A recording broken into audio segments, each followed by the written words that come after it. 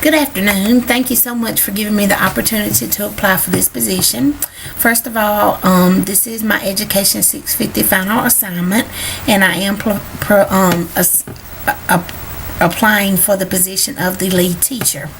Let me give you a few values that define me. I am dependable. I'm easily adapt and adjust to change, as this is going to be important to help this school succeed. I'm honest, hardworking, dedicated, loyal. I'm a team player. Don't get me wrong, I believe give credit where credit's due, but I believe it takes a village to raise an army. And so I believe being a team player is essential. I am bold, obedient. I do follow orders. I'm optimistic. I'm educated. I am very eager to learn new concepts, and this is important with the 21st century skills and how they are redefining education. I embrace different personalities, and that's important when dealing with children because most of the time you don't find two alike. And I'm very open-minded. To give you a little bit about me and to help you get to know me, I am a seasoned employee with the state of Georgia. I have worked as a correction officer, a driving instructor, a child support enforcement agent, and a benefits analyst. I grew up in Sandersville, Georgia, and I attended the Washington County Public School System. And I obtained my bachelor's degree from Ashford University, graduating magna cum laude. I am the mother of 3 beautiful children. My oldest daughter is 16, my middle son is 8, and my baby daughter is 4 years old. A few of my hobbies include spending time with family, eating out, and I love to cook sweets. Now we'll get into my education philosophy. I believe teachers should give 100%, and in return I expect 100% from my students. Student success and achievement is of utmost importance. No child should ever be left behind. One of my top goals is to help students become well-educated adults who can function successfully in society. Never give up on any child. I think it's important to reteach as often as needed, and by reteach I mean teach in different ways so that the children be sure to understand. Always be consistent. Use effective communication skills at all times. Effective communication not only refers to speaking, but that refers to listening as well. Prepare students with the 21st century skills that they'll need to be successful in society as adults, and make parents as much a part of the education process as possible. Make sure parents are aware of the student progress, whether it's good or it's bad, and encourage parent participation with their children. I think it's very important up front in the classroom to let students and parents both know what's expected from them. Student expectations are to be polite at all times, always be respectful of others, always listen when the teacher is speaking, ask for permission to speak, follow all staff instructions, keep hands, feet, and objects to yourself, come to class prepared, have fun while you're learning. With parents, I think it's important that they understand also that this is not just a babysitting service, and that their involvement is very much needed if their child is going to make it and be successful. I expect parents to stay involved. Never hesitate to ask any question. Make sure your child completes the homework assignments. Act professionally. Understand your child's best interest is of utmost importance to me as a teacher. Communication, a lot of times things are taken out of context and not taken the way in which a teacher says it when they means it when they say it. So I think it's important to have an open communication policy and an open door policy with the parents so that they don't feel threatened and that they feel comfortable in coming to talk to you if there is a problem. Make sure that they understand teamwork is what it takes.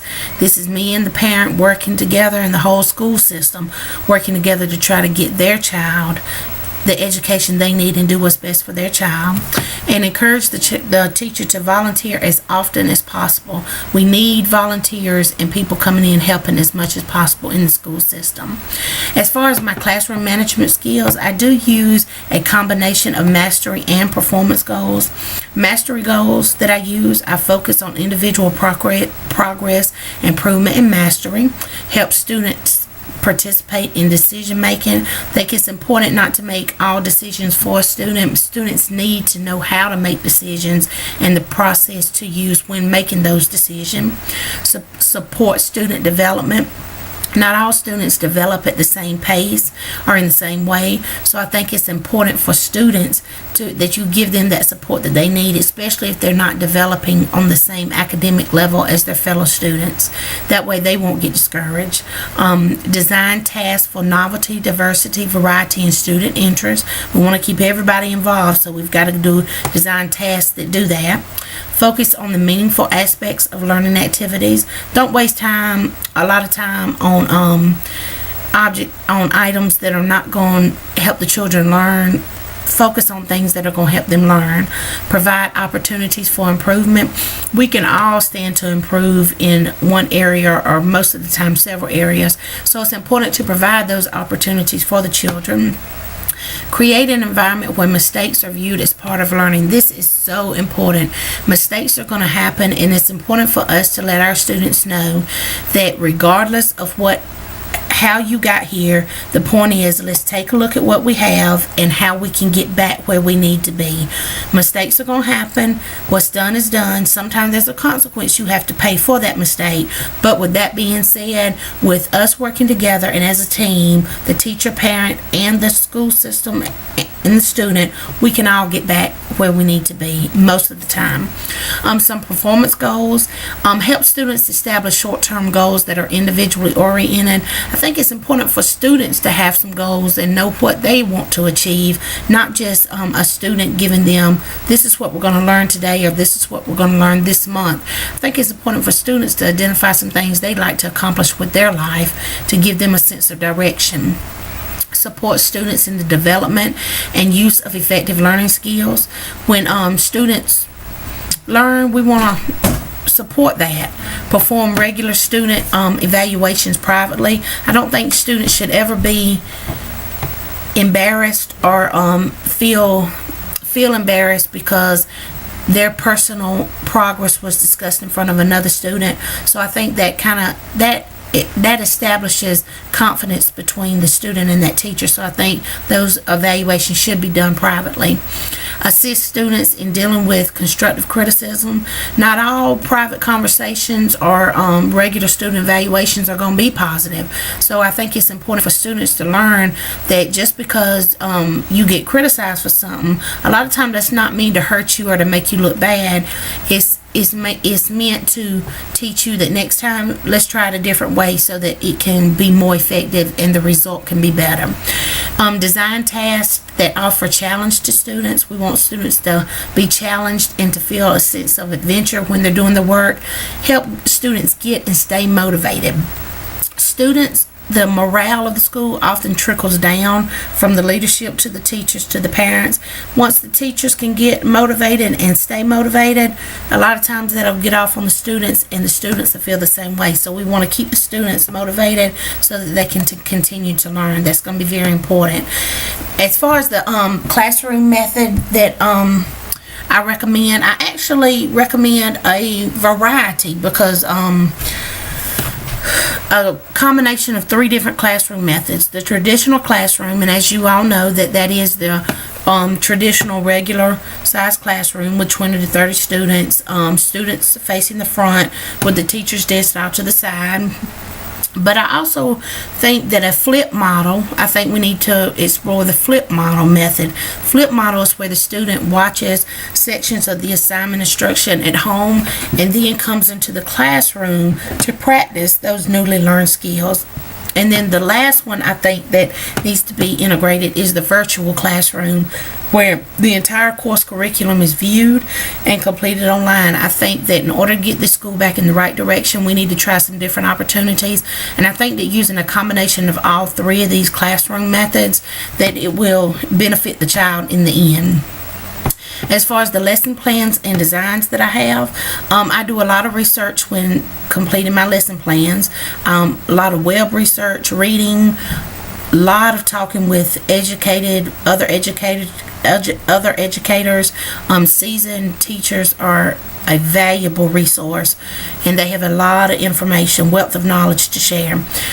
Clear learning objectives is important. You have to know where you're going, and you have to have clear learning objectives so you'll know what you need to accomplish. Focus on student activities and assignments. We don't want it to be just the teacher standing in front of the room teaching all day. We want the students to be involved, to make them an active part of learning. We want them to be hands-on, but at the same time with their mind. We don't want to focus so much on having fun and enjoying school that we miss out on their learning part and them retaining that knowledge. I think it's important that we use the backward design approach. That way we can make sure we reach those clear objectives.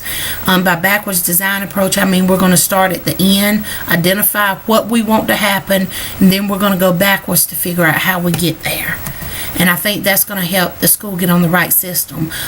With the state of the school now, I think the assessment is going to be necessary, no question asked. We've got to do assessments.